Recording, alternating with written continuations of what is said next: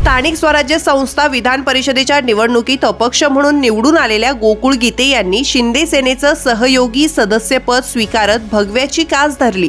पण अलीकडच्या काळात त्यांची गिरीश महाजन आणि पर्यायानं भाजपशी भलतीच सलगी वाढत चालली आहे. मग शिंदे सेनेत जाऊन फक्त त्यांचा उमेदवार पाडला म्हणून त्यांचं सात्वण केलं का? मग आता कसं गिरीश भाऊ म्हणतील तसं का?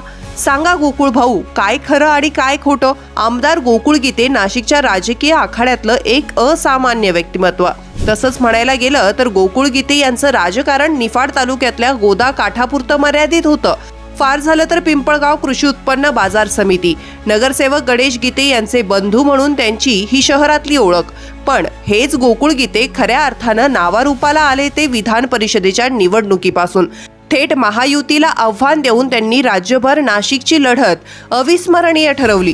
माघारीसाठी मंत्र्यांना तर त्यांनी फाट्यावर मारलं. मुख्यमंत्री देवेंद्र फडणवीस, उपमुख्यमंत्री एकनाथ शिंदे यांनाही त्यांनी मनधरणी करायला भाग पाडलं. एवढंच नाही तर दिल्लीश्वरांनाही त्यांनी स्थानिक नेत्यांवर डोळे वटारायला भाग पाडलं.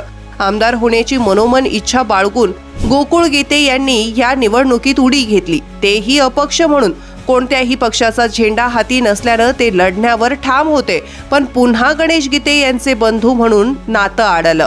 त्या संबंधानं मग महायुतीच्या उमेदवाराला अपशकून नको म्हणून गोकुळ गीते यांच्या माघारीसाठी बरेच प्रयत्न झाले. त्यांच्या माघारीचा प्रश्न थेट दिल्ली दरबारी जाऊन पोहोचला.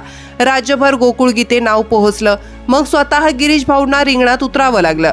गीते आणि महाजन यांचे संबंध इतके मधुर आणि घनिष्ठ आहेत की त्यामुळे नको माझ्या नावावर बिल फाटायला हे गिरीश भाऊंना त्यावेळी चक्क पत्रकार परिषद घेऊन सांगावं लागलं. बरं, काय निकाल लागायचा तो लागला.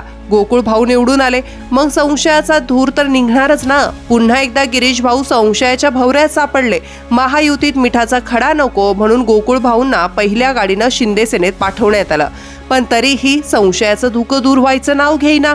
आमदार झाल्यावर तर गोकुळ भाऊ आणि गिरीश भाऊ यांचं नातं तर दिवसेंदिवस अधिक घट्ट होताना दिसतंय. जिथं गिरीश भाऊ तिथं गोकुळ भाऊ आलेच. मग त्र्यंबक नगरीत आयोजित केलेली बैठक असो की आणखीन काही, गिरीश भाऊ पालकमंत्री झाल्यावर तर गोकुळ भाऊंचा आनंद गगनात मावेनासा झाला. पेपरात भल्या मोठ्या जाहिराती देऊन त्यांनी आपला आनंद द्विगुणित केला.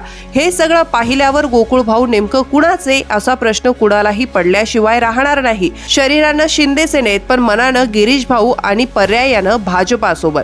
तसंही शिंदे सेनेत प्रवेश करून त्यांच्या कार्यालयाची किती वेळ पायधूळ झाडली हे त्यांनाच माहिती. आता कसं गिरीश भाऊ म्हणतील तसं, असंच या गोकुळ भाऊंच्या बाबतीतही घडतंय. पण एक मात्र नक्की आहे की दोन्ही थडींवर हात ठेवून आहेत. आता यात ते नेमकी कोणती भूमिका घेत आहेत की कुणाची फसवणूक करत आहे, हा खरा चर्चेचा विषय ठरलाय.